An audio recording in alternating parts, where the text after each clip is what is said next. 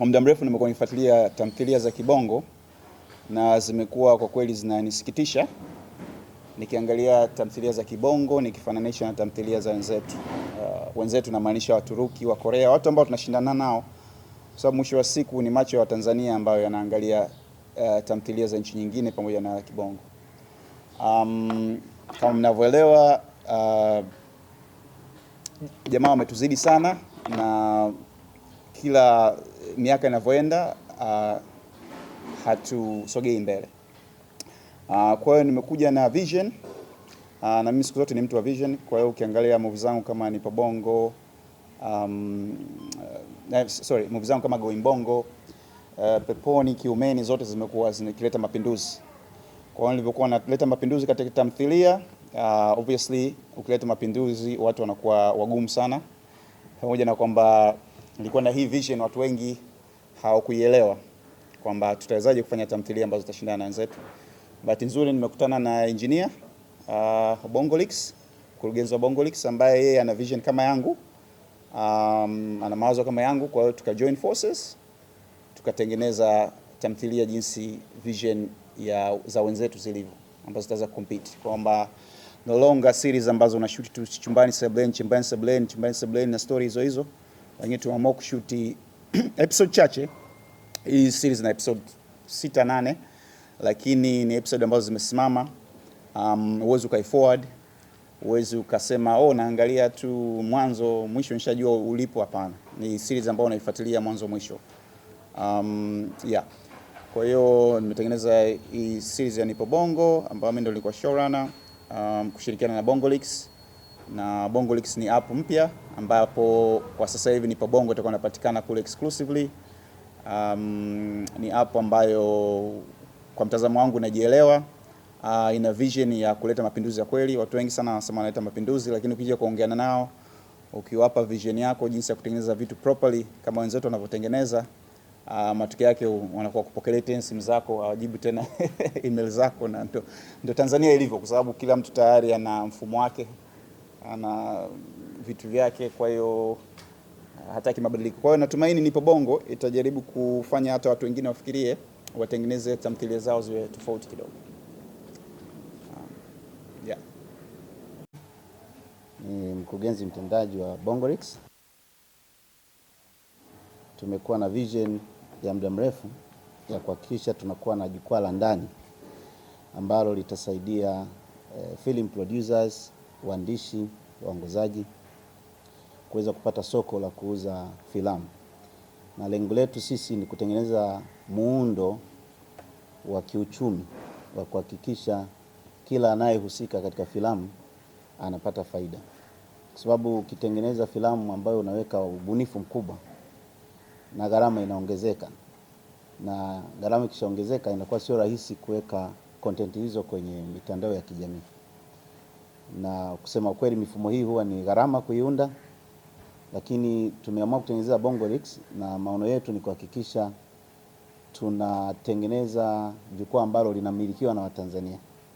Tuna mpango wa kupeleka kwenye soko la hisa, na Watanzania wanavyotuunga mkono kwa kutazama filamu zilizoko kwenye Bongolix ndio wanatupa hamasa ya kuhakikisha mfumo huu unamilikiwa na Watanzania wote.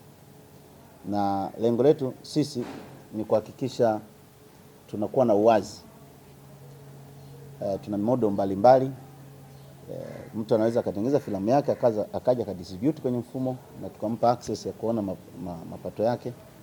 Lakini kuna wengine tunashirikiana nao kama tulivyoshirikiana na Porium. Lengo ni kuhakikisha at least vijana wanapoweka nguvu na vipaji vyao waweze kufanikiwa kupata masoko. Ni kweli kuna masoko ya kimataifa, kuna masoko ya ndani. YouTube ipo inawasaidia vijana wengi, lakini ukweli ni kwamba sustainability inakuwa sio nzuri, kwa sababu social media zinabadilisha policy kila wakati. Hatujui kesho itakuwaje.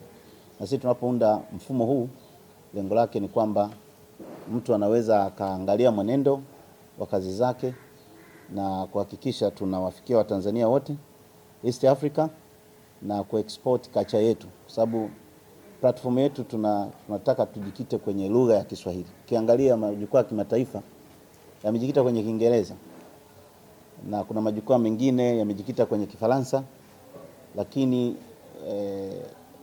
watazamaji ambao ni wanaongea Kiswahili wanakaribia milioni 300 Afrika.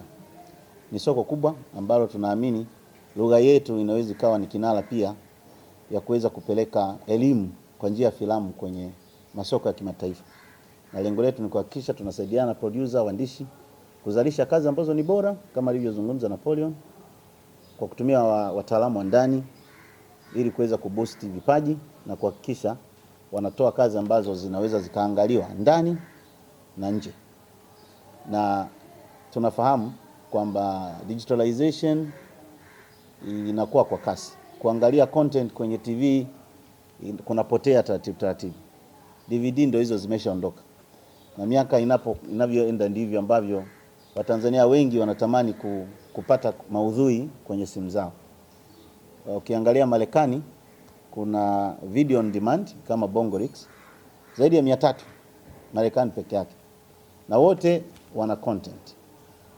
Tuko kwenye creative industry, hatushindani kwa kuuana, tunashindana kwa kuhakikisha tunaweka ubora zaidi, na tunatarajia majukwaa yataongezeka kwa sababu kadri tunavyokwenda internet penetration inaongezeka kwenda vijijini, wanaotumia wanaongezeka, na tunaamini Bongorix ni kama mtengeneza njia wa kuhakikisha tunajikita kwenye maudhui yetu, kwa sababu tunaweza kuchukua maudhui ya watu wengine tukayafanyia dubbing tukaweka kwenye platform, lakini sisi hiyo policy hatuna. Tunataka kuwezesha Watanzania watengeneze maudhui na pia tamaduni yetu iweze kwenda kwenye nchi zingine, hasa katika lugha ya Kiswahili.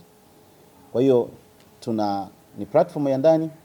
Maono yetu ni kuhakikisha nimilikiwa na Watanzania wote kupitia soko la hisa, na mwisho wa siku tuweze kutengeneza nguvu ya pamoja ya kusapoti vijana na vipaji kwa ajili ya kukuza uwezo wao na kukuza kipato chao. Tunatengeneza mfumo wa ajira, ni ecosystem ya maudhui, lakini ya kutengeneza uchumi kutoka kuanzia wanaoandika, wanaoshuti, wanaoedit, wote wakifanya hivyo wakijua wana platform ya kuweza kudistribute filamu zao. Kwa hiyo hayo ndio maono yetu. Nimkaribishe Mr. Remy kwa ajili ya kuendelea.